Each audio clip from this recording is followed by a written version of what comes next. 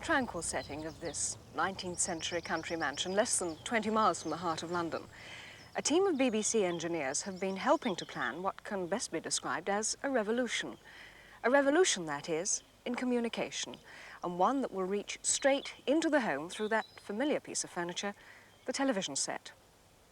What's involved is a program system of an entirely new kind, for this one has been designed quite deliberately to put the ultimate power into the hands of every individual member of the viewing audience.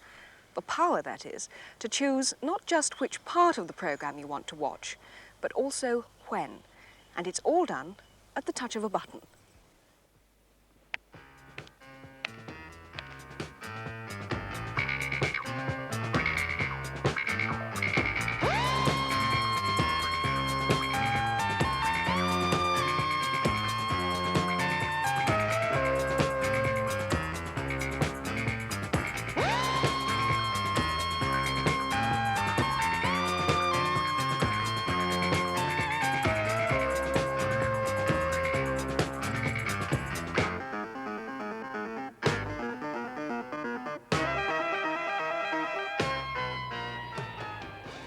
Ceefax, a name manufactured from seeing facts, and although the word is as yet unlikely to be a familiar one to the casual window shopper, there isn't much doubt about the interest aroused whenever the 2-year experimental service operated by the BBC has been on public view.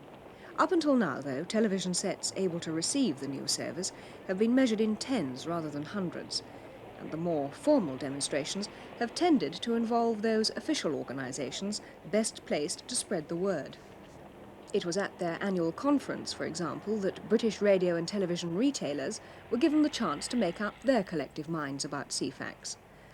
As it turned out, this get-together took place in the very same week as the government budget announcements increasing value-added tax on the products in which the conference visitors deal. But any apprehension felt at the time wasn't made apparent during the hours that a member of the BBC staff spent guiding the uninitiated through the intricacies of the operation. Ultimately, you could transmit up to 8 magazines on each network, but this means using more lines in the frame blanking period. We could be talking about The response was enthusiastic. In dealers' thoughts, perhaps, the likelihood that in brighter economic times, Ceefax, and its British independent television rival named Oracle, will offer more scope for mass sales once the switch from black and white to colour sets begins to slacken. This will be changing all the time as the financial Right. If the index changes, it can be updated more or less instantly. Okay. There have been regular 7-days-a-week transmissions since September 1974, just 1 week after the government sanctioned a full-scale experiment and less than 2 years after Ceefax was first announced. And so, the corporation's national television headquarters in West London has become the home also of push-button instant information. In a specially built newsroom on the 7th floor, an embryonic Ceefax editorial unit has taken shape under the guidance of a journalist editor, Colin McIntyre. Alongside him, a group of pioneers have started to turn this fledgling into a new form of journalism, which, for all its reliance on electronics and computer technology, takes its base from the old-fashioned written word. Comparison with print doesn't end there. Ceefax sub-editor Ian Morton-Smith. Like any news service, Ceefax depends largely for its output on news agencies. Here we have a teleprinter from the Press Association, and here we have the BBC's own news service, General News Service at Broadcasting House. The sub-editor, when he wanted to get some news, would tear off the paper and then walk over to the visual display unit, which is simply a television monitor linked electronically to a typewriter keyboard and then onto the computer. And what I'm going to do now is to update the news headlines. So first of all, I have to ask the computer to display the news headlines page. This part at the top here is in fact graphics, which is not displayed on this particular monitor, but it doesn't actually interfere with what I'm going to do. Having done that, I sort out the headline that I'm going to alter. This one is in fact about a fire in Hampshire where hundreds of firemen and soldiers are fighting a blaze that covers 2 square miles of heathland. So first of all, I'm going to change the time, and then I go down and overtype this particular headline.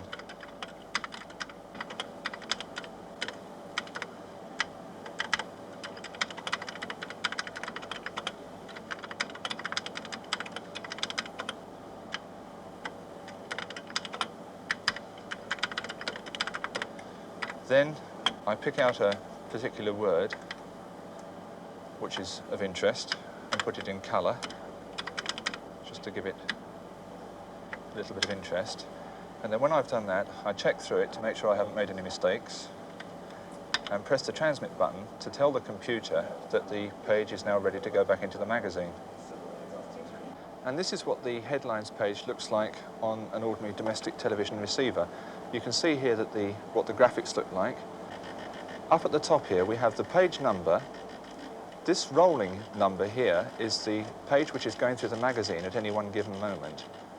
And here we have the date and an electronically controlled clock which is from the computer.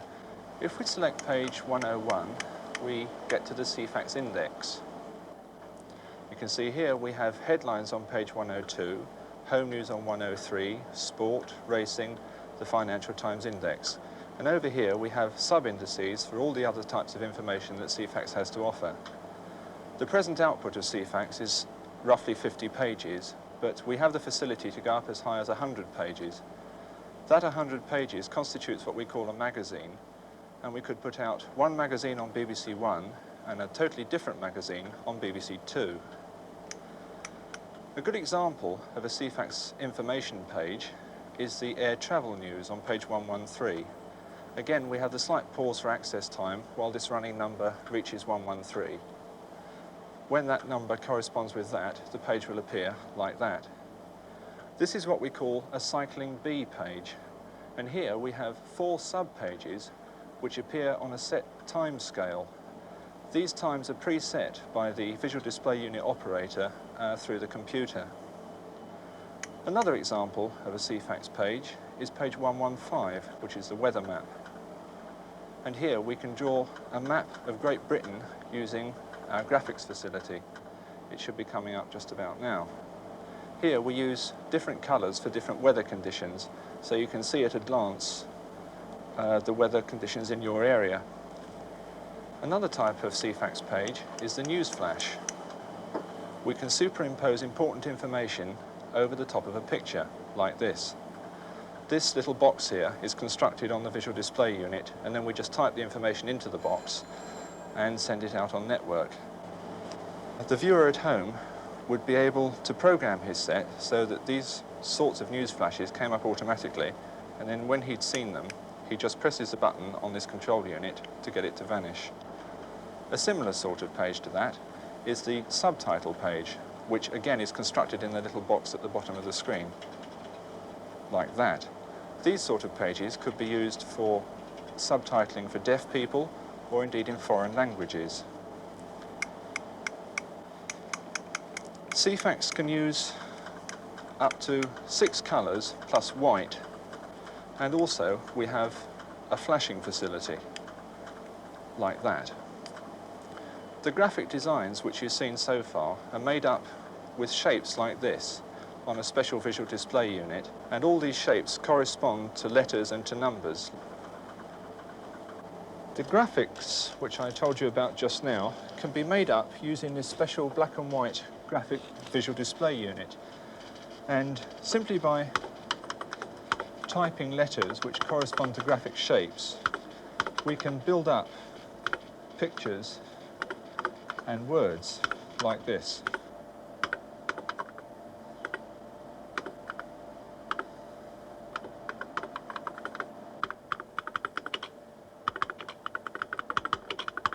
And when I got the design finished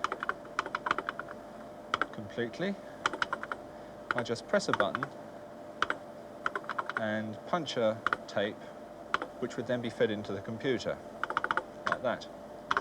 Now Ceefax has a lot to offer, and it's obviously quite a sizable task. And as well as the editor, Ceefax comprises at the moment 4 sub-editors and 4 research assistants. Hello, Ceefax Research.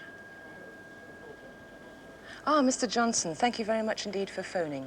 Can I first of all tell you what... Unlike the sub-editors who spend the working day assembling and then updating and revising the news pages for immediate transmission, the researcher's role includes exploring possible new areas into which a permanent Ceefax service might expand.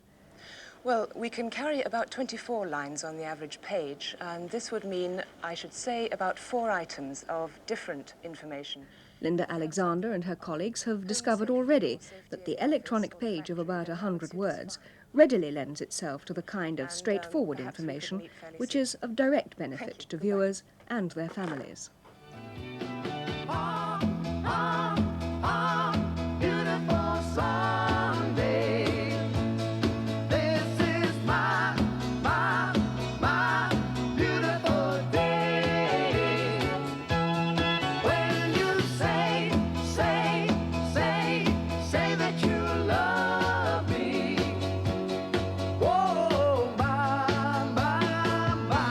A beautiful day.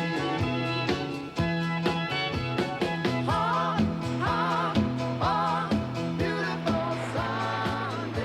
This is my.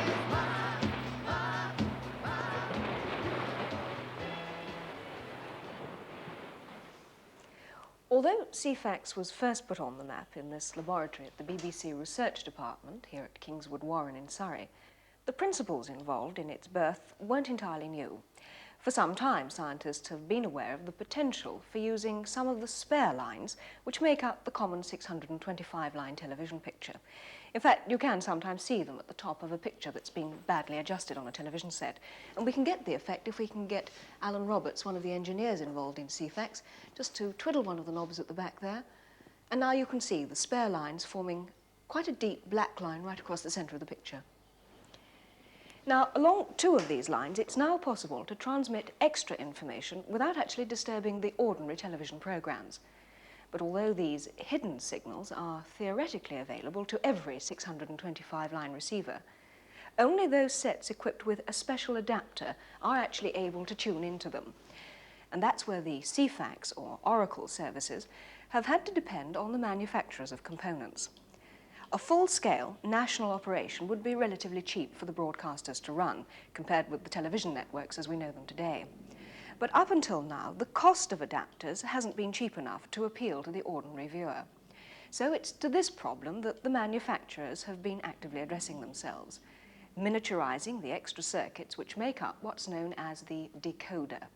A decoder because its function is to separate the Ceefax messages from the rest of the ordinary television signals, memorize them, and translate them into the pages of printed information on the screen.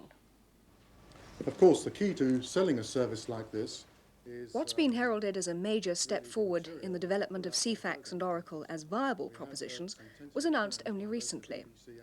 The British end of a major American company, Texas Instruments, gave the broadcasting authorities, set manufacturers and the press details of plans for going into commercial production with their own decoder design. Jeff Schrank, technical manager. Ceefax is the descriptive name that we use for our data processor, which decodes the Ceefax and Oracle type information and presents it in a form which it can be presented on a normal domestic TV receiver. Now, in its initial form, for reasons which will become clear later, we plan to offer this in the form of a module. And what we mean by a module is a small printed circuit board like this with all the integrated circuits mounted on, assembled, connected and tested. And we'll talk, Forecasts were that the first decoders off the production line would probably be sold to the manufacturers at about £50, adding something in the region of £100 to the retail price of the colour receiver. But, given high sales, the £50 figure could be cut by half within 2 years, and that would please all involved.